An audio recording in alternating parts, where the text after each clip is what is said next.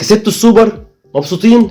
الف مبروك ل 60% من الشعب المصري. الفرحه النهارده 60% ايه؟ 70%.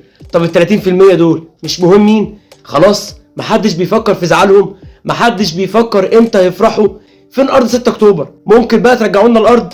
مش وصلتوا للي انتوا عايزينه والاهلي خلاص كسب السوبر وفرحانين وكل صفقاته نجحت وما فشلتش وجابوا مدرب ومشوا القديم وبيدفعوا فلوس زي ما هم عايزين وبياخدوا لعيبه من الزمالك زي ما هم عايزين؟ اخطاء تحكيميه واخطاء من اتحاد الكوره وظلم على لعيبه نادي الزمالك عادي، محدش بيجيب لنا حقنا، ما احنا مستباحين، ما حدش بيدور على زعل جمهور الزمالك. اي حد بس يحاول يتكلم عن النادي الاهلي او يخصم اي حاجه من النادي الاهلي، لا ده بينسحب وبيتخصم منه 3 نقط بس، كانه يعني راح الماتش واتغلب، مش كانه اتسحب. عايزين حسام عبد المجيد كمان؟ خدوه. اقول لكم على حاجه، خدوا بزيره، خدوا اي نجم في نادي الزمالك، ما كده كده الزمالك واقف ومحدش بيدور على حل مشاكله، وبالعكس المشاكل بتزيد ما بتقلش، حتى ولاد النادي في الاستوديوهات بيدوروا على المشاكل وبيظهروها للناس. يعني ايه كل الصفقات اللي جت لنادي الزمالك كلها فاشله وما تنفعش النادي؟ ما على قد فلوسك.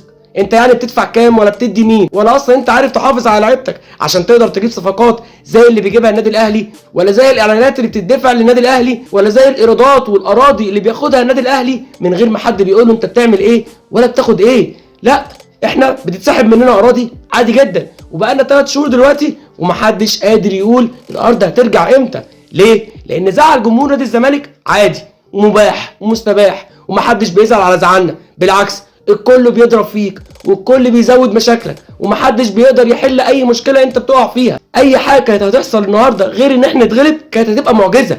ما ينفعش تكسب فريق بالنجوم دي كلها وانت ما عندكش اي حاجه، انت المدرب بتاعك مش قادر تمشيه، انت اصلا لما جيت تمشيه جبت المساعد بتاعه وكملت بيه، نجح اهي ماشيه، ما نجحش هنشوف هنعمل ايه. الزمالك بقى حقل تجارب، تجيب احمد عبد الرؤوف، تجيب اي مدرب تاني مش مشكله، هي ماشيه وزي ما تمشي هتمشي. ما جمهور نادي الزمالك مش مهم عند اي حد، ادارته ذات نفسها مش هاممها جمهور نادي الزمالك، واي حد بيطلع في الاعلام وبيتكلم مش همه جمهور نادي الزمالك. ايه يعني لما يخسر بطوله؟ ايه يعني لما يخسر كذا ماتش؟ مش مشكله، مش فارقه، اهم حاجه ان في 60% من الشعب فرحان ومبسوط، 70 بقى 80% مش مشكله، نزود زي ما احنا عايزين، ما هم كده كده هم اللي فرحتهم بتبان.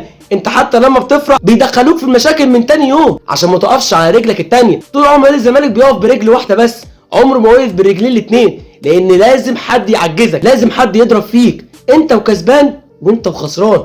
للاسف جمهور نادي الزمالك محدش بيهمه زعله. الفتره الجايه محدش عارف الاداره هتتصرف ازاي، بس لو سمحت رجعوا لنا الارض عشان الفتره زادت والمشاكل كترت والاهلي خلاص كسب البطوله في الاخر.